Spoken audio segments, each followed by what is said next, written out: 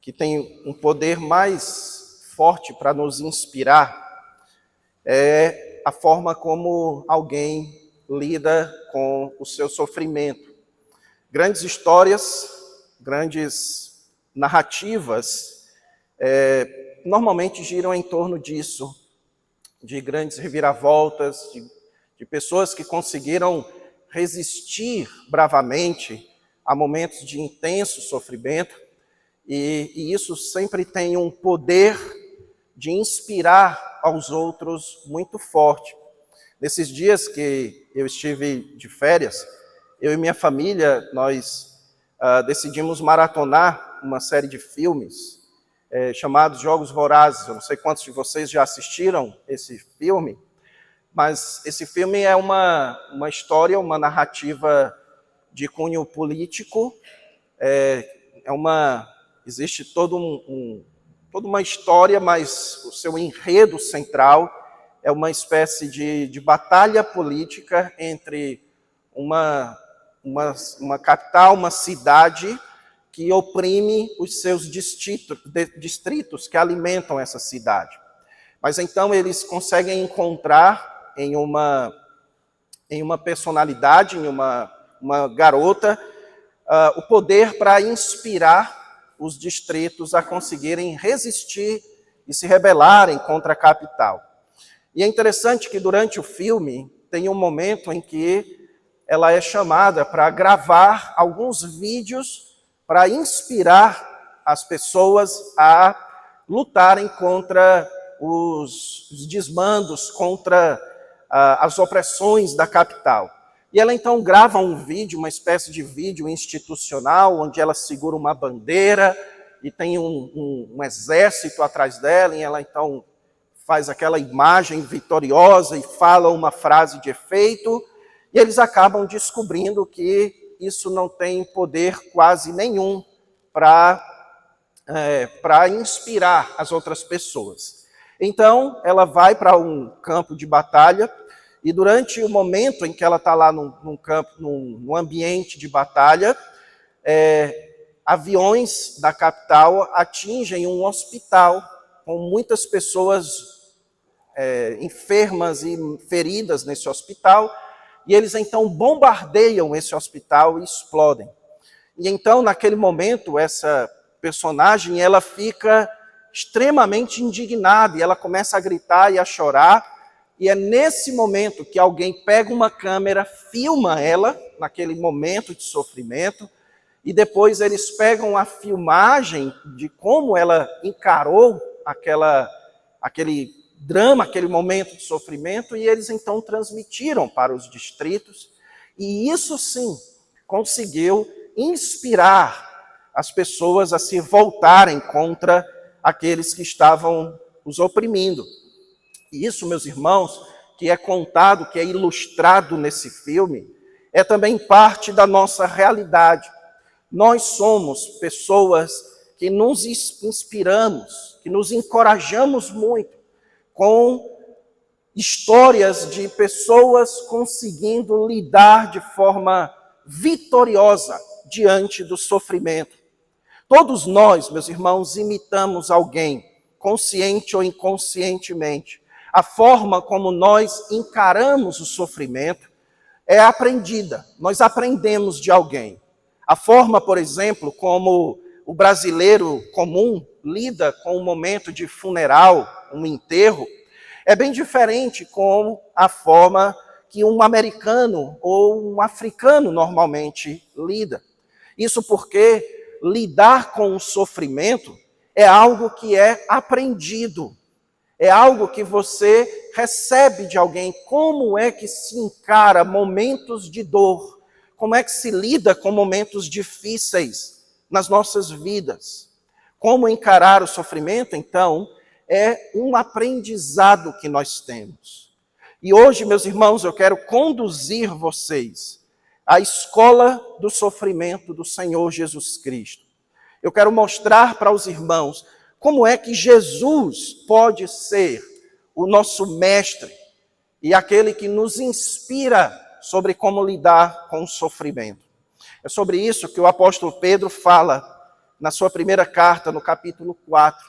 Eu estou expondo a epístola de Pedro aos irmãos, e hoje nós vamos para o capítulo 4, e nós leremos dos versos 1 a 6. Então, por gentileza, abra sua Bíblia na primeira epístola de Pedro, capítulo 4, dos versos 1 a 6. E nós veremos aqui o apóstolo Pedro nos chamando para a escola do sofrimento do Senhor Jesus Cristo.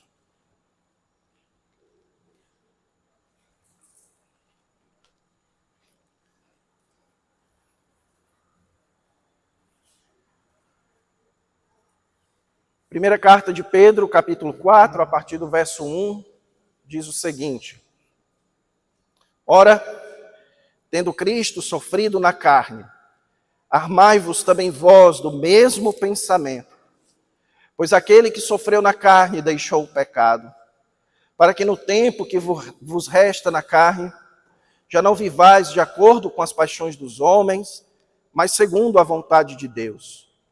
Porque basta o tempo decorrido para terdes executado a vontade dos gentios, tendo andado em dissoluções, concupiscências, borracheiras, orgias, bebedices e em detestáveis idolatrias.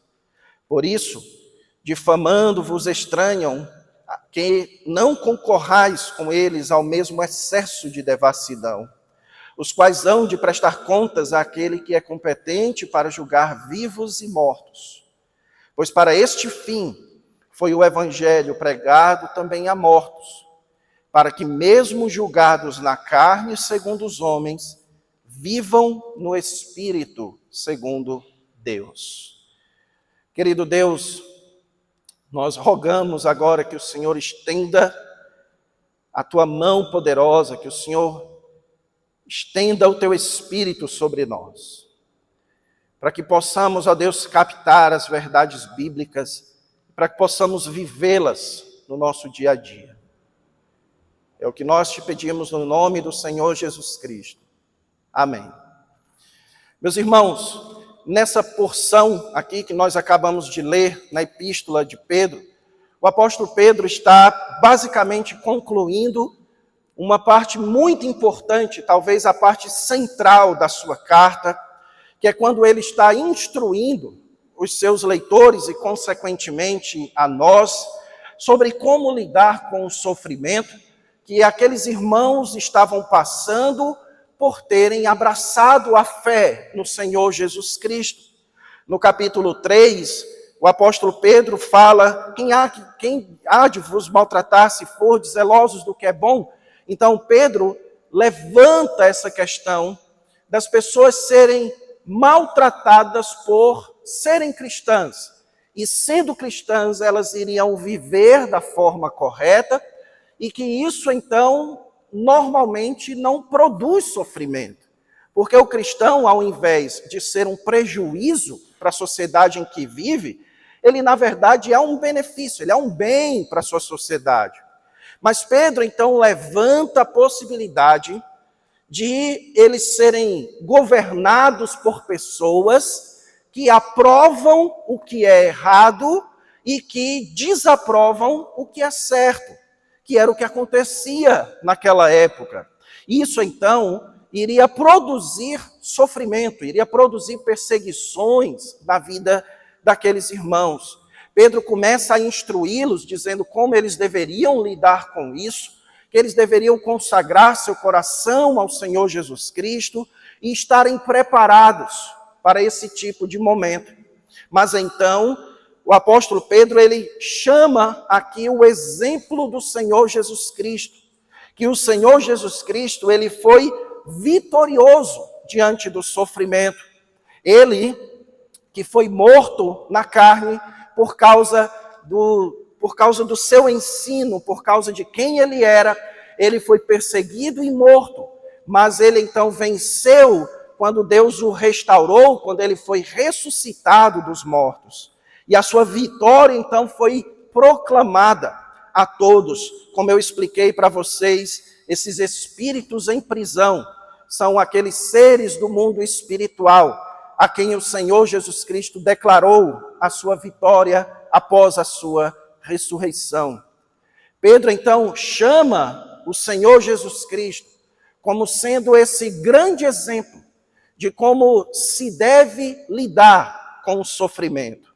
E ele, então, vai enfatizar isso aqui no texto que nós acabamos de ler. Ele diz, tendo Cristo sofrido na carne. Então, Pedro chama a nossa atenção para o exemplo das tribulações que o Senhor Jesus Cristo passou quando ele esteve neste mundo. É isso que ele quer dizer com Jesus sofrido na carne. Enquanto Jesus esteve aqui, Pedro nos diz, Jesus sofreu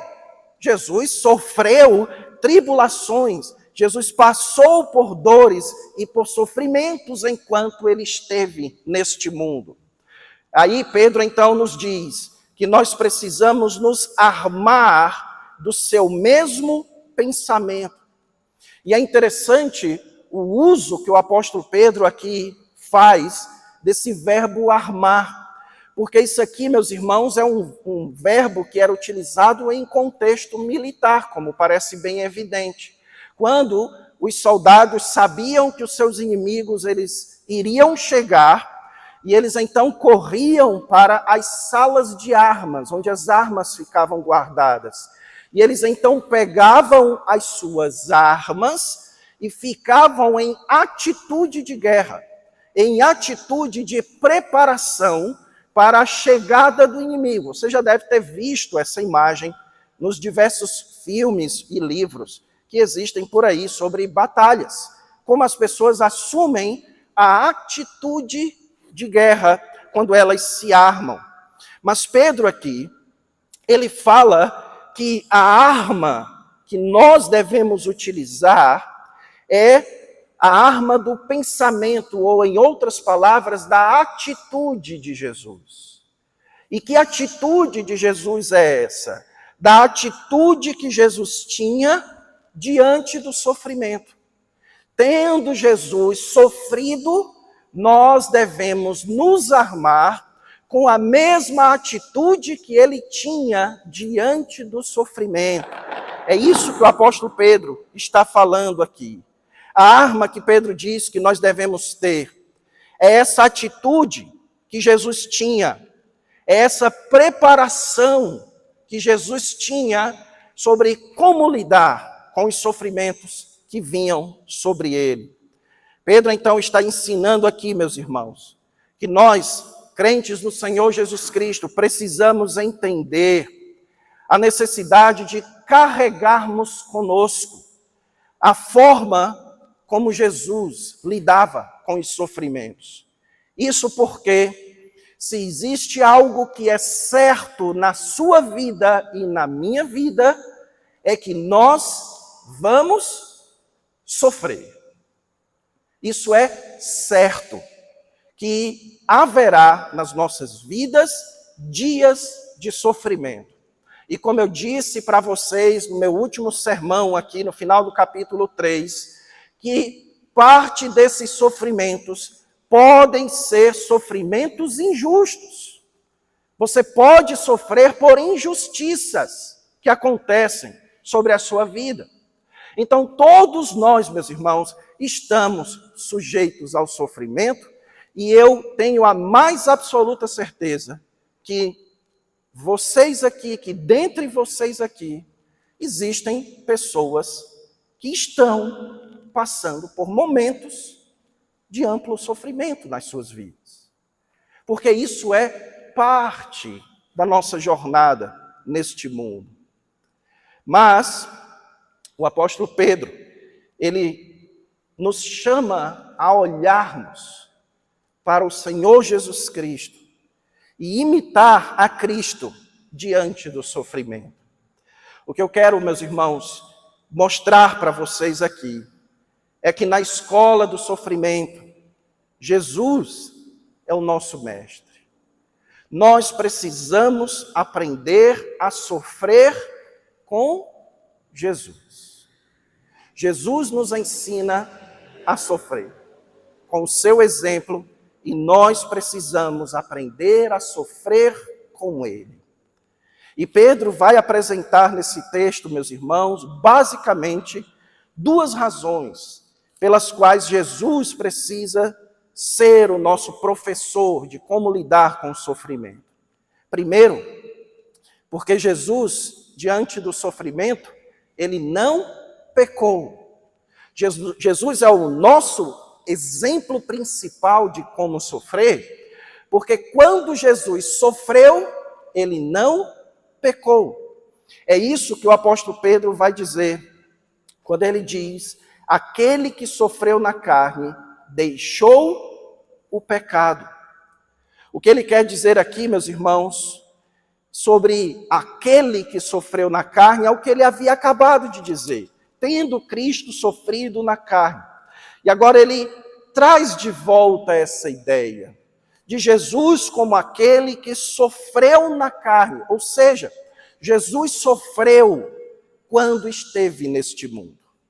Eu fico imaginando, meus irmãos, o Senhor Jesus Cristo vivendo neste mundo, e ele como um homem extremamente obediente a Deus, e ele como alguém que tinha uma mente pura como a mente do próprio Deus.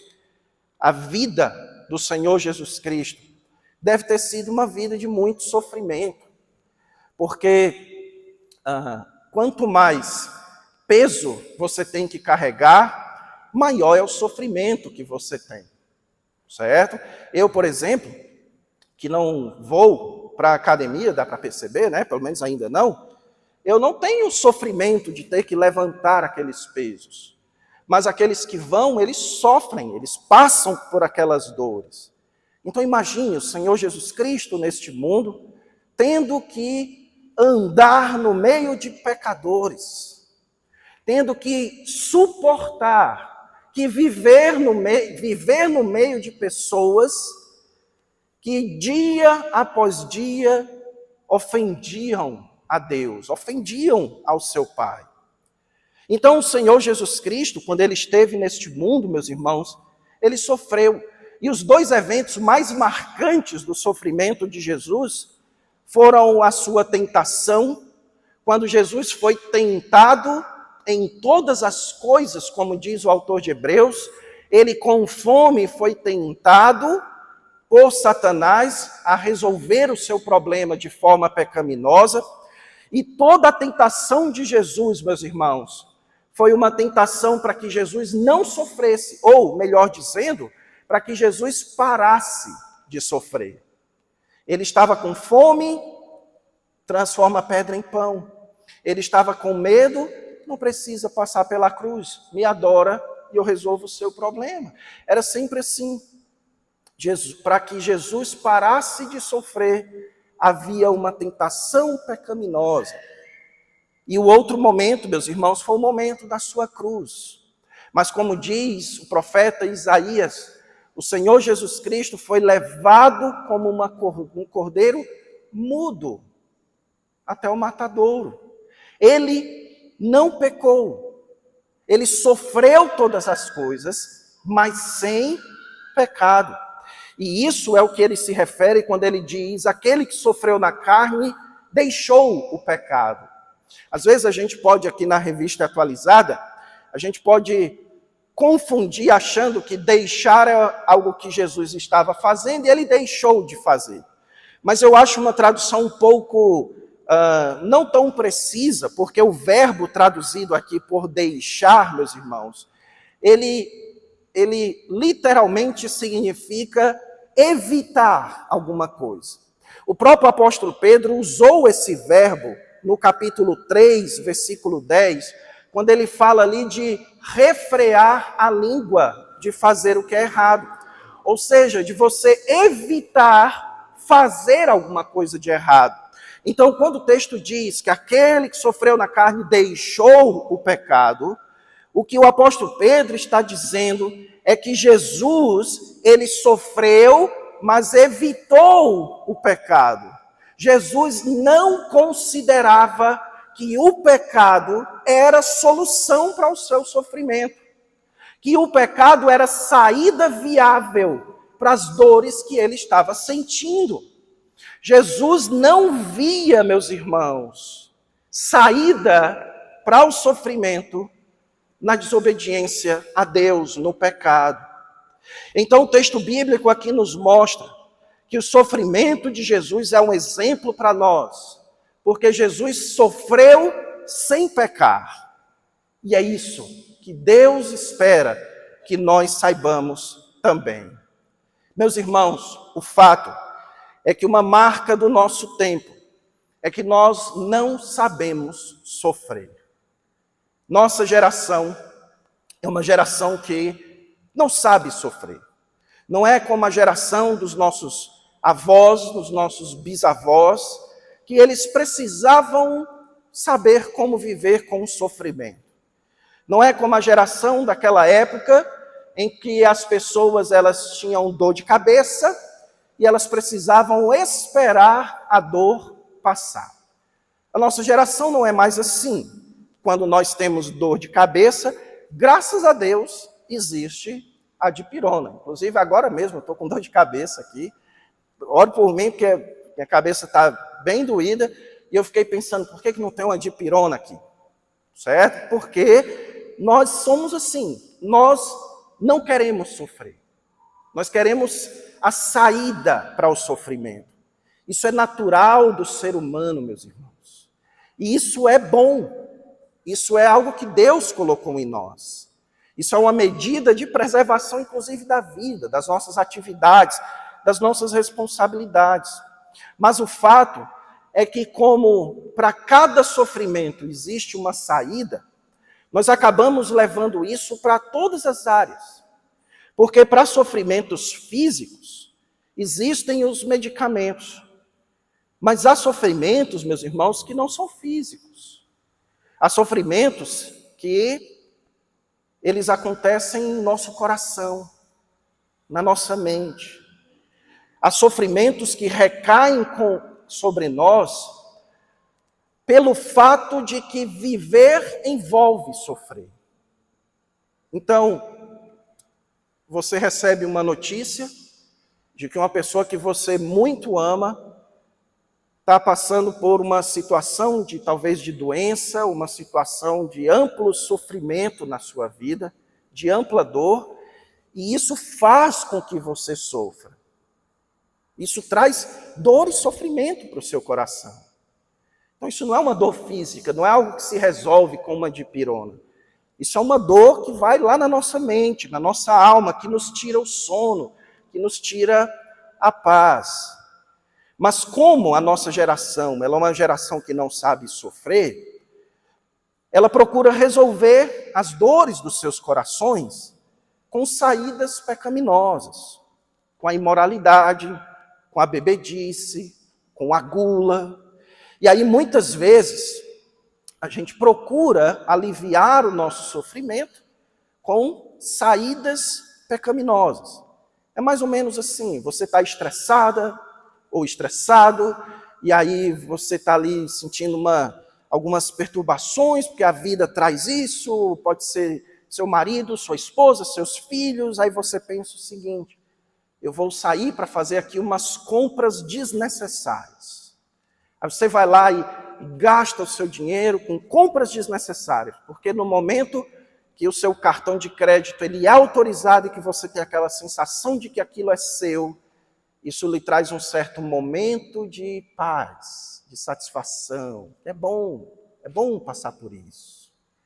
Então, naquele momento, você usa todo o seu dinheiro para algo desnecessário, para alimentar a sua ganância e assim se sentir bem, para aliviar o seu sofrimento. Ou então, a pessoa, o rapaz ou a moça é solteiro, e aí é muito ruim esperar até o casamento, é muito duro esperar até o casamento. Então o que é que ele faz? Ao invés de encarar a dor da castidade, o sofrimento da castidade, não, ele se enche de pornografia, de fornicação, porque assim ele não precisa sofrer. Para que sofrer, né? Esperar até lá. Ou então aqueles momentos, meus irmãos, que a gente pensa assim, Rapaz, eu sempre faço o que é certo. Mas todo mundo faz errado. Tem de pirona aí, velho? Obrigado. Obrigado, Adolfo. Então, aquele momento, como por exemplo, aconteceu isso comigo essa semana. Eu contratei um homem lá para colocar um gramado, lá na casa que eu estou morando. Aí ele colocou o gramado, aí ele disse o seguinte: você pode me pagar o tanto que você quiser. Aí eu, tudo bem, eu dei um valor acima do que normalmente se pede, que eu já tinha feito isso por gratidão a ele, para demonstrar para ele como se eu estivesse dizendo: olha, eu valorizo o seu trabalho. Aí então ele foi numa segunda vez lá para aparar a grama. Aí ele disse o seguinte: não, você aparar e nivelar e tudo. Aí ele disse: não, pode me dar R$100. Aí eu disse para ele: não, vamos fazer o seguinte, eu vou lhe dar 150, certo? Porque eu disse, dessa vez eu disse para ele, porque eu valorizo o seu trabalho. Eu dou valor para o seu trabalho. Aí tudo bem. Quando foi esses dias, eu disse para ele: irmãos, é uma grama pequena aqui, pequenininha. Aí eu chamei ele, perguntei para ele: o senhor pode vir aqui em casa só parar a grama? Ele: posso. Quanto é que o senhor cobra? Aí ele pegou e botou o preço lá em cima. Aí eu percebi. Ele está se valendo das duas oportunidades em que eu fui generoso com ele, para agora querer ele se aproveitar de mim, né? Geralmente, meus irmãos, a sensação que nos dá com isso é o seguinte: rapaz, eu sempre faço o que é certo, eu tento fazer o certo com todo mundo, mas quer saber? Sou mais besta não. Vou começar a fazer o que é errado também. A gente não faz isso muitas vezes? Para evitar que a gente sofra, a gente mesmo começa a fazer o que é errado. Eu tento ser legal com meu marido, eu tento fazer o que é certo com a minha esposa e tudo, mas chega uma hora que eu não aguento. Então eu começo a estourar, eu começo a brigar, e a gente acha que isso é justificável, que resolver os sofrimentos que vêm sobre nós com pecado, isso é justificado. E o que nós aprendemos aqui, meus irmãos, é que na escola de Jesus, diante do sofrimento, nós não devemos pecar. Que o sofrimento é momento de nós demonstrarmos a nossa obediência a Deus. O texto aqui bíblico nos ensina que Jesus preferia a dor do sofrimento do que o alívio que o pecado trazia. Jesus preferia continuar com fome do que desobedecer a Deus. Jesus preferia continuar com medo, dizendo: Senhor, se possível, passe de mim esse cálice. Jesus preferia continuar com medo, mas dizendo: faça-se a tua vontade e não a minha. Porque na escola de Jesus, meus irmãos, o sofrimento não justifica o pecado. Não se peca para aliviar as dores do sofrimento. Então, deixe-me dar aqui alguns conselhos para os irmãos. Primeiro, quando você estiver passando por um momento de sofrimento, se pergunte: se fosse Cristo passando pelo que eu estou passando agora, o que será que ele faria? Essa é aquela clássica pergunta, né? É de pirona isso aí? Depois eu vou ter que... Obrigado, viu? Por isso que eu digo, sempre tem um Simão por perto.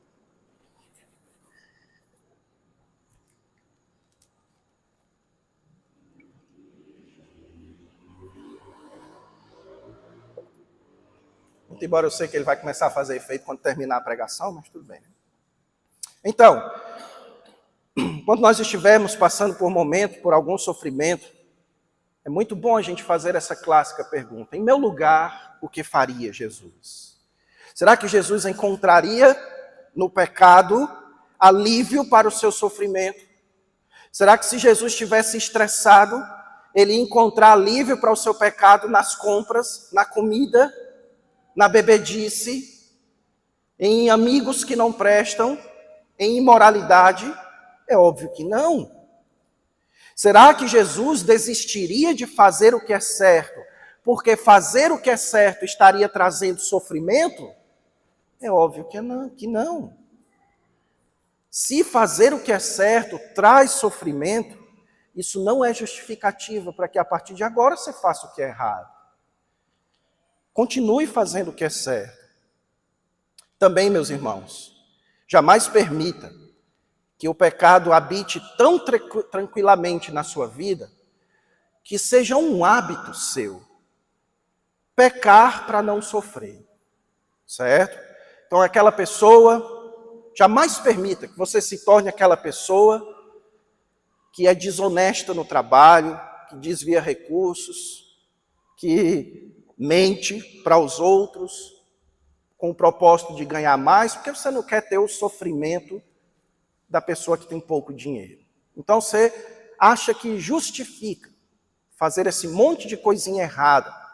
Ou então, aquela pessoa que pensa o seguinte: olha, eu não consigo encontrar ninguém, eu não consigo encontrar uma moça, um rapaz com que eu possa me relacionar. Então, quer saber? Eu vou procurar no mundo, eu vou curtir. Eu vou fazer o que todo mundo faz. Não sou de ninguém, eu sou de todo mundo e todo mundo é meu também. Meus irmãos, nada disso alivia sofrimento.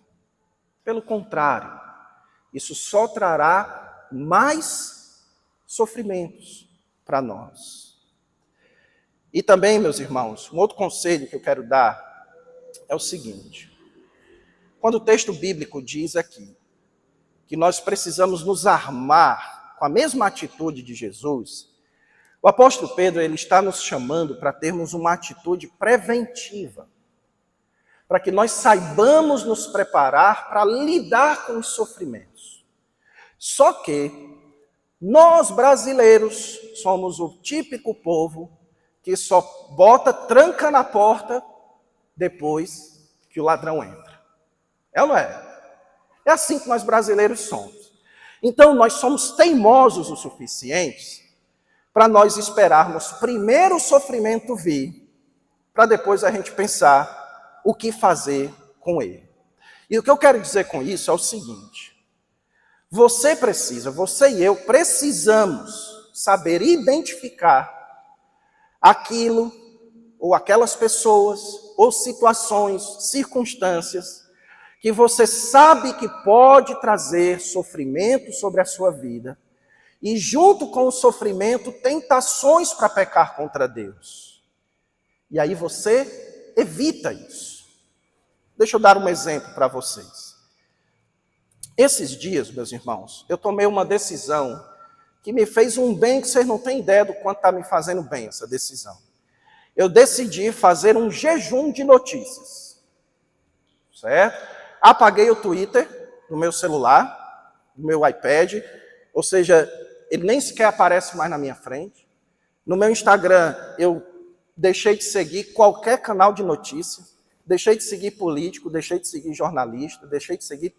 Aí tem pessoas lá que gostam de postar notícias políticas e tudo, eu silencio. Eu decidi fazer um jejum de notícia. Não quero mais ouvir notícia nenhuma. Sabe por quê? Porque estava me fazendo pecar.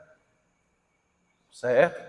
Eu estava começando a ter raiva das pessoas, estava começando a julgar as pessoas, eu estava começando a alimentar no meu coração um ódio contra os outros. Então eu decidi, eu vou jejuar de notícias. Sabe o que foi que eu descobri? Que eu não preciso delas para viver. E que notícia, quando é importante, chega a você, queira ou não queira. Não é? É sempre assim. Então, eu eliminei um canal de sofrimento que me tentava a pecar contra Deus.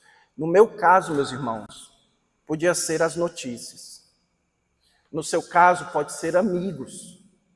Pode ser ambientes que você frequenta. Certo? Pode ser pessoas. Pode ser um site, pode ser o seu computador. aquilo que traz sofrimento para você e que junto com o sofrimento traz tentações para que você peque contra Deus, se livre disso. Corte isso, como disse o Senhor Jesus Cristo. Mas, em segundo lugar, outra razão também, eu nem sei, eu disse segundo lugar, nem sei quanto tempo eu ainda tenho aqui. São 8 horas, dá tempo ainda. Em segundo lugar, meus irmãos, outra razão pela qual nós precisamos seguir o exemplo de Jesus é para que nós também não pequemos. Jesus é um exemplo para nós, porque ele não pecou, e Jesus tem que ser um exemplo para nós, porque através do seu exemplo nós aprendemos a não pecar. No versículo 2 ele diz, para que no tempo que vos resta na carne, já não vivais de acordo com as paixões dos homens, mas segundo a vontade de Deus. Veja que agora o apóstolo Pedro apresenta aqui um segundo motivo, uma segunda razão, quando ele diz para quê. E então, meus irmãos, ele fala aqui de uma semelhança que nós temos com Cristo.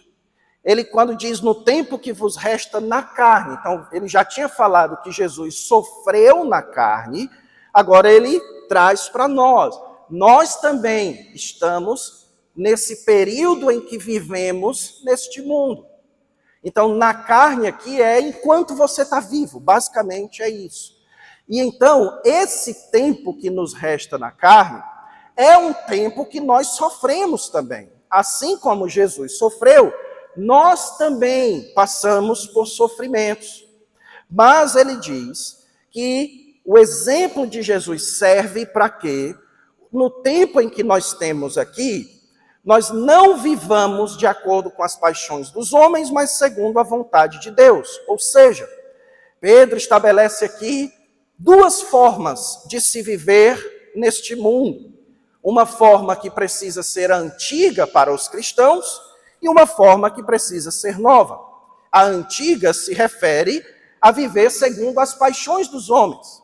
Utilizando aqui a célebre frase do C.S. Lewis, quando ele disse o seguinte, que há dois tipos de pessoas neste mundo.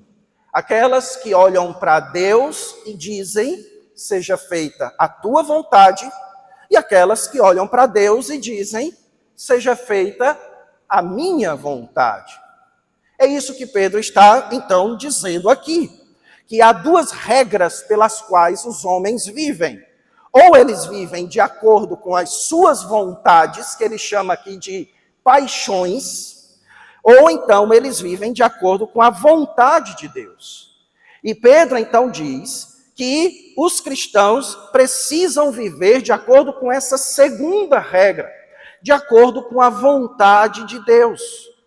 E aí, ele vai descrever no versículo 3 esse estilo de vida de quem vive de acordo com a sua própria vontade. Ele fala aqui de tendo andado em dissoluções, concupiscências, borracheiras, orgias, bebedices e idolatrias. Essas palavras que Pedro utiliza aqui, meus irmãos, são palavras que todas refletem ambientes de imoralidade. A imoralidade sexual, na época do apóstolo Pedro, era algo extremamente praticado, e não apenas isso, era algo socialmente aceito. Então a sociedade, aquela sociedade greco-romana, especialmente naquela região para onde Pedro está escrevendo essa carta, que é a mesma região dos Efésios, a mesma região para onde Paulo escreveu também, era muito comum as pessoas fazerem festas, terem ambientes regadas a muita imoralidade, e que normalmente isso era feito em contextos religiosos. Então os cultos pagãos daquela época envolviam muita imoralidade sexual, meus irmãos. Então todas essas palavras, como dissoluções, que é a libertinagem, concupiscências, que são os desejos lascivos, borracheiras, que essa palavra arcaica e nem devia estar mais nas nossas traduções, mas sabe o que é borracheira? É farra, certo? Quando você estiver passando ali, sei lá, em frente... Pronto, ontem ontem eu fui na praia, né? Aí é uma coisa que eu percebo, que às vezes eu fico imaginando, meus irmãos, quando forem inventar aquelas caixas de som portáteis, como foi a conversa para inventar aquilo. Eles pensaram o seguinte: rapaz, vamos inventar uma caixa de som portátil que as pessoas podem levar para onde elas quiserem? Vamos. Mas quem você acha que vai gostar de comprar essas caixas de som? Aí eles pensaram: os mal educados. Mal educado gosta de comprar essas coisas. Pega uma caixa de som desse tamanho, leva para um ambiente público e coloca as músicas mais absurdas, para quem quiser que escute e se vire. Isso, meus irmãos, é o que o apóstolo Pedro chama aqui de borracheira. É esse ato farrista, essa atitude de que tudo tem que ser na farra, tudo tem que ser na imoralidade, na bebedice. Sabe aquelas pessoas que adoram falar de bebida, eu estou bebendo, eu tomei uma, não sei o quê, pronto. É essa atitude farrista que Pedro está falando aqui. E ele fala aqui de orgias, bebedices, eu não preciso explicar isso, os irmãos já têm uma noção. Pedro então diz, meus irmãos, que basta para essas coisas, que nós precisamos dar um basta nisso, versículo 3, basta o tempo decorrido para teres executado as vontades dos gentios.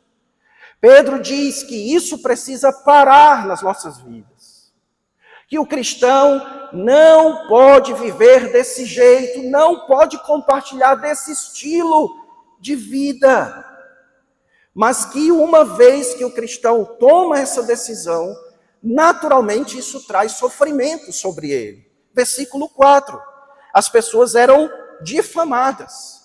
Como essas práticas imorais eram socialmente aceitas, as pessoas que não praticavam elas, eram consideradas socialmente reprováveis. Elas eram criticadas. Lembra que eu já enfatizei muito para vocês, meus irmãos, que a nossa época de hoje, ela é muito mais parecida com a época em que Pedro vivia do que talvez 20, 30 anos atrás? Já falei isso para vocês, porque nos nossos dias é assim, certo? Tem coisas que se você não aprova, tem coisas que se você não faz, isso faz com que você seja mal visto. E que provavelmente você pode até ser preso por essas coisas. Era assim também naquela época. Nero, meus irmãos, a acusação principal que levou o imperador Nero a instituir perseguições contra os cristãos e os judeus lá em Roma, foi porque ele chamava os cristãos e judeus de odiadores da humanidade. Odiadores da humanidade. Sabe o que é isso? São pessoas que não compartilham com as nossas ideias de vida. Certo?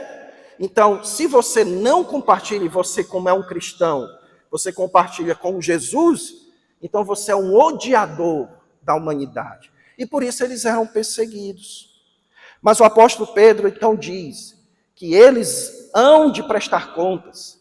Aqueles que julgam, aqueles que perseguem os cristãos por fazerem o que é certo, eles vão de prestar contas com Deus que há de julgar vivos e mortos.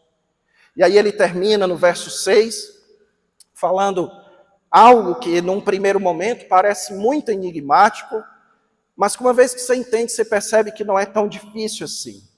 Ele diz que para este fim foi o evangelho pregado também a mortos. O que seria isso? O evangelho pregado a mortos. Na verdade, meus irmãos, o que Pedro está falando aqui é de pessoas que foram mortas por causa dessas perseguições. Ele está comparando, assim como Jesus sofreu na carne e foi morto, assim também há pessoas que ouviram o evangelho e foram mortos por isso.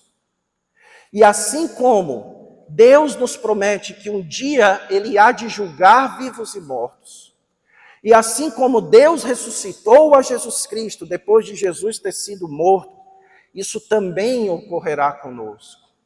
O Evangelho é pregado para nós, para que quando nós morrermos, é isso que Pedro diz, mesmo que por causa do julgamento dos homens, Deus um dia há de nos ressuscitar.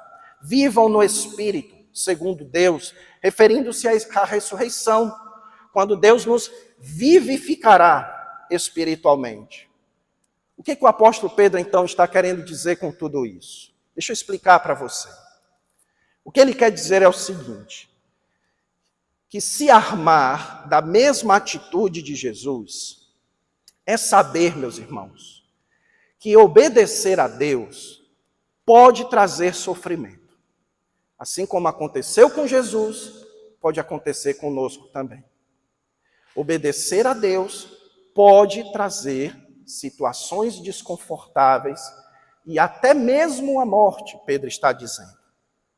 E que, durante o sofrimento, o que nós precisamos não é voltar a fazer aquilo que nós fazíamos antes de sofrer. Ou seja, usar o pecado para aliviar. Diante do sofrimento, nós precisamos continuar obedecendo a Deus.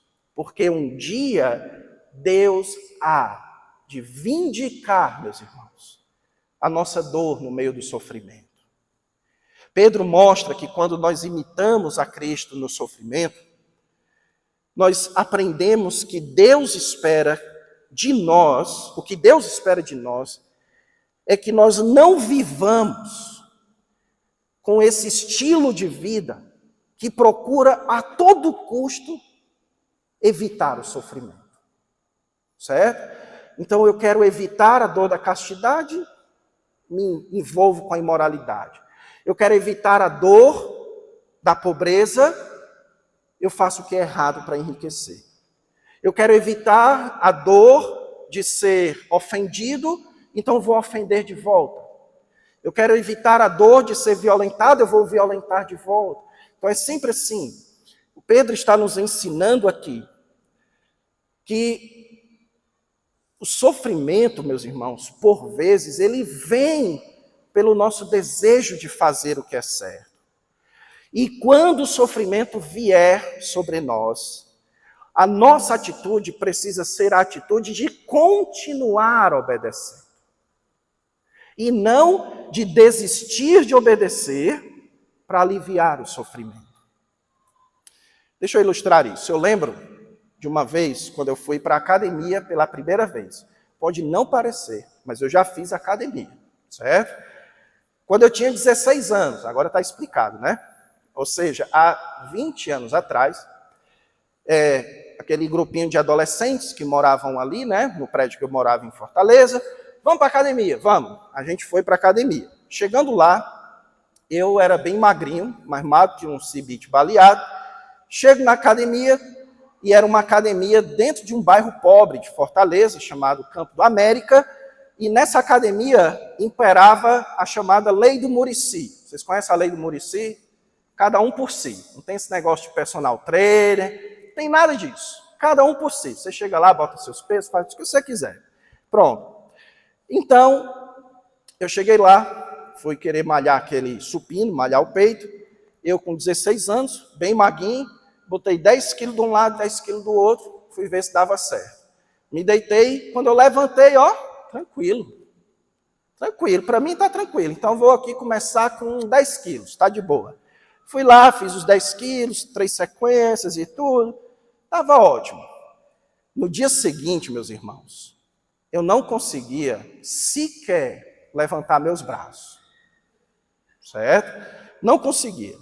Eu tentava levantar os braços e não conseguia. Esse aqui meus ombros, meus braços, meu peito, estava tudo totalmente inflamado. E não foi, isso não durou apenas um dia, não. Foram dias de inflamação, de dores, sem conseguir levantar os braços. Aí o que acontece? Quando as dores passaram, os meus amigos tudo rindo de mim, né? Porque adolescente tudo vira chacota, eu voltei para a academia. Aí eu fui lá fazer o mesmo exercício de novo. Coloquei 10 quilos de um lado, 10 quilos do outro. Eu não conseguia nem tirar dali. Aí eu então diminuí, botei 5 quilos, não conseguia também. Eu coloquei 2 quilos, não conseguia também. Se tivesse peso de 1 quilo, não conseguiria também.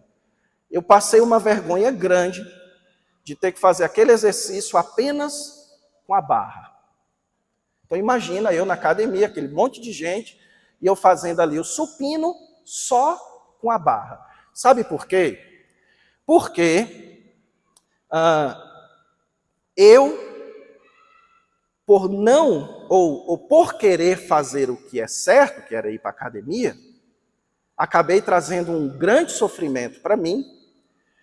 E quando eu fui resolver o problema do sofrimento, eu percebi que eu já não tinha mais força, eu não tinha mais condições. Porque quando a gente lida com sofrimento, meus irmãos, é assim. A gente acha que eu vou pecar aqui, eu vou desobedecer, vou fazer o que é errado, colocar 10 quilos para uma criança, um jovem de 16 anos, sem força, sem nunca ter malhado. Eu vou fazer aqui o que é errado, porque talvez isso me traga algum benefício. Isso vai resolver meu problema. No final das contas, o meu problema foi maior para resolver. Então, assim como o peso de 10 quilos no início não fez mal, a gente também acha que cometer um pecado para evitar o sofrimento também não faz mal. Vale a pena, está tranquilo, ninguém percebeu, ninguém descobriu, ninguém está sabendo, então está dando tudo certo. Não estou sofrendo, está tudo certo, então minha vida continua. Mas uma hora, meus irmãos, a conta chega. A dor vai bater mais forte. Você percebe que ao invés do pecado aliviar a sua dor, ele aumentou a sua dor. E foi enfraquecer você. E à medida que o seu sofrimento aumenta, a sua força e a sua condição de lidar com ele diminui. Então você precisa aumentar a dose do seu anestésico. Você precisa curtir mais, você precisa usar mais a droga, você precisa ser mais imoral, porque agora você já não tem condições suficientes de lidar com o sofrimento. Você não consegue mais. Ele é muito mais pesado para você. Então veja, quando nós imitamos ao Senhor Jesus Cristo, nós percebemos, meus irmãos, que sofrimento é lugar para obedecer. Que Deus permite o sofrimento em nossas vidas para nos ensinar a obedecer, a cumprirmos a sua vontade e não as nossas próprias paixões. É como o exemplo de Jó. Jó entra em crise quando Deus permite que ele sofra. A crise dele era: como é que eu, sendo um homem justo, um homem que não pequei, estou passando por tudo isso? Como? E Jó entra em crise, meus irmãos. O livro de Jó é essa crise dele com seus amigos. Como é que Deus, quando Deus responde a ele, meus irmãos, Jó responde de volta dizendo: antes eu te conhecia, só de ouvir falar, mas agora os meus olhos te veem, e eu me arrependo no pó e na cinza. Ou seja, o sofrimento é útil para me ensinar sobre Deus, para me ensinar sobre o arrependimento, para me ensinar sobre aquilo que eu preciso na minha caminhada nesse mundo. Mas a nossa geração, meus irmãos, ela é tão obcecada em não sofrer, que ela acaba deixando de aprender as grandes lições que o sofrimento traz. Nós somos tão desejosos de eliminar o mais rápido possível qualquer sofrimento a qualquer custo, que a gente vive imaturo. A gente vive imaturo, porque sofrer é visto como algo que precisa ser evitado, então faço de tudo para evitar, e assim eu não aprendo, eu não cresço. Por exemplo, ontem mesmo,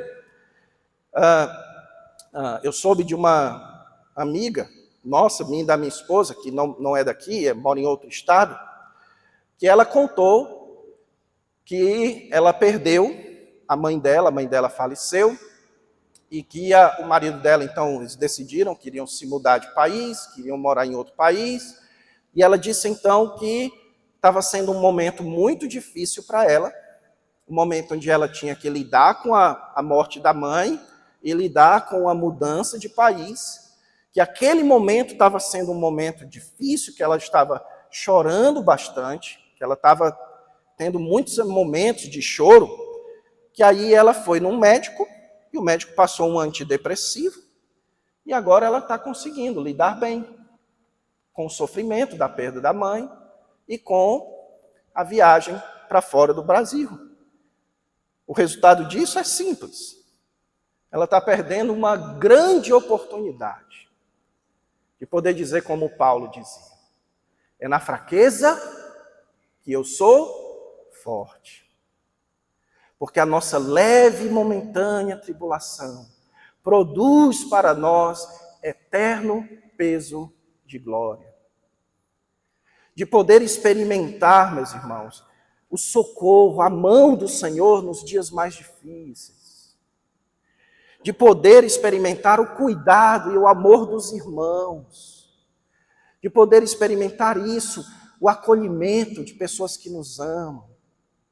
De poder experimentar a confiança, a esperança no Senhor, de que embora eu sofra agora, Deus há de restaurar a minha sorte mais para frente.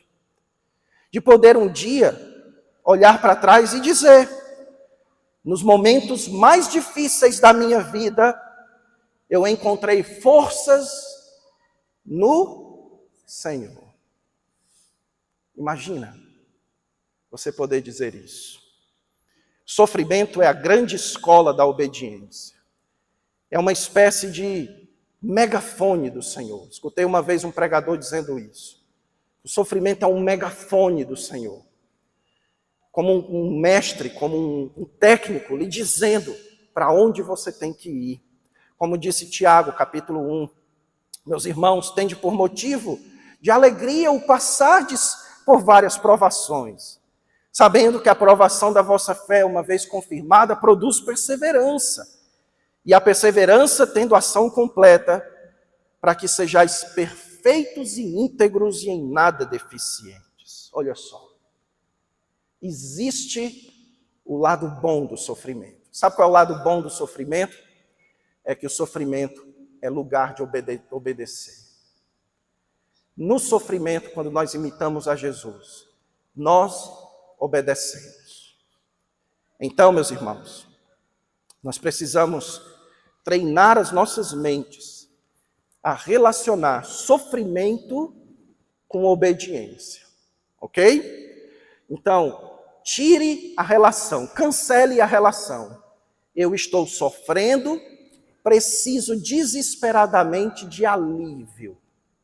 Tire essa relação. Porque essa relação é a relação que sustenta você na imaturidade. Ok? Isso é característica de criança, de adolescente. Certo? Adolescente é que é assim, criança que é assim. Mimada, que não pode sofrer. Não pode. Mas nós que somos adultos, que já somos formados, precisamos saber disso. A relação não pode ser sofrimento, preciso de alívio imediatamente. Eu não estou falando de dor de cabeça, quebrou o braço, não estou falando disso, ok? A nossa relação tem que ser sofrimento, obediência. Eu olho para o sofrimento e eu logo penso, como eu posso obedecer a Deus no meio do sofrimento? E se durante esse processo de obediência eu procurarei alívio no Senhor? É isso que a gente aprende na escola de Cristo. E meus irmãos, como eu falei aqui de antidepressivo, deixe-me dar uma palavra sobre isso. A gente precisa tomar muito cuidado, meus irmãos, com esses artifícios humanos que nos ajudam a evitar o sofrimento, a tal ponto que você não desfruta do que é bom no sofrimento. Certo? Quando eu falo aqui de antidepressivo, essas coisas, eu não estou falando de situações em que é diagnosticado que existe um problema em você, um problema no seu cérebro, que você precisa de um tratamento, você precisa de algum tipo de controle, para que você consiga ter condições de continuar vivendo. Eu não estou falando disso, certo? Eu estou falando desses artifícios humanos que nós utilizamos, quer sejam pecaminosos, quer não, para que desesperadamente a gente não sofra a dor do sofrimento, certo? A dor da perda de alguém, a dor do fato de que a vida é difícil, de que a vida envolve muita luta, e que muitas dessas lutas são injustas. A gente precisa tomar cuidado com isso, meus irmãos. Imagina você chegar para alguém e dizer o seguinte: olha, e as pessoas fazem isso com orgulho, viu? É interessante isso. Eu já percebi que, vejo isso na internet, que muitos jovens de hoje em dia falam com orgulho, de que nos momentos mais difíceis de sua vida, quem mais lhe ajudou foi o citalopram. Quem mais lhe ajudou foi um antidepressivo que o meu psiquiatra falou. Então, encontro forças no meu psiquiatra, porque ele me dá o que eu preciso para que eu não sofra. E aí, meus irmãos, se você não sofre, você não cresce. Você não experimenta a força que vem do Senhor. Você não experimenta o socorro dos irmãos, o auxílio da oração, o poder da oração nas nossas vidas. E você nunca vai poder dizer: eu olho para trás, eu vejo os momentos de dores e até aqui me ajudou o Senhor. Pastor, mas Deus não pode me ajudar através de um antidepressivo? Claro que pode. Se você fizer um exame e for diagnosticado lá, que se você não tomar isso daqui, o seu conjunto hormonal não vai funcionar. É a questão do seu corpo. Eu não estou falando disso, irmãos. Eu estou falando dessas nossas atitudes modernas, de buscar se livrar do sofrimento a todo custo. Então, vamos imitar a Jesus. Vamos todos imitar a Jesus. Como é que a gente imita Jesus? O sofrimento não me dá justificativa para pecar. O pecado no sofrimento não me traz alívio. E em segundo lugar, sofrimento serve para me ensinar a obedecer a Deus. Cristo não pecou e Cristo nos ensina a obedecer a Deus diante do sofrimento. Vamos orar. Amado Deus, querido Pai, obrigado a Deus porque na nossa fraqueza nós experimentamos o Teu amor, a Tua graça. Obrigado a Deus porque nós podemos vestir o Teu amor, ó Deus, como um casaco quente num dia frio. Nós podemos, ó Deus, experimentar da Tua bondade, da esperança que vem de Ti. E é por isso que eu te peço, ó Deus, por esses irmãos e irmãs que estão aqui presentes. O Senhor conhece a vida de cada um, o Senhor conhece as dores do passado, do presente, os medos do futuro. Você conhece aqueles que estão lutando contra enfermidades, aqueles que estão lutando, ó Deus, com enfermidades de pessoas que amam, aqueles que estão lutando com as decisões de seus filhos, aqueles filhos, ó Deus, que estão lutando contra os seus próprios desejos, seus próprios pecados. O Senhor conhece, ó Deus, as lutas de todos nós, os nossos dramas, o nosso sofrimento, Senhor. E o que nós te pedimos é que o Senhor nos revista da Tua graça, que o Senhor nos traga a força que vem do Teu Espírito,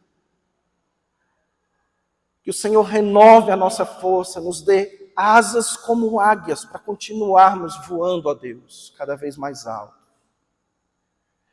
Nós pedimos a Ti, ó Deus, Nós clamamos a Ti. Que o Senhor nos ajude, que o Senhor nos ajude a ver a Ti no meio da dor, Senhor. Assim como disse o profeta Abacuque. Ainda que a figueira não floresça, ó Deus, ainda que não haja fruto na vide, todavia, ó Deus, eu me alegro no Senhor, no Deus da nossa salvação.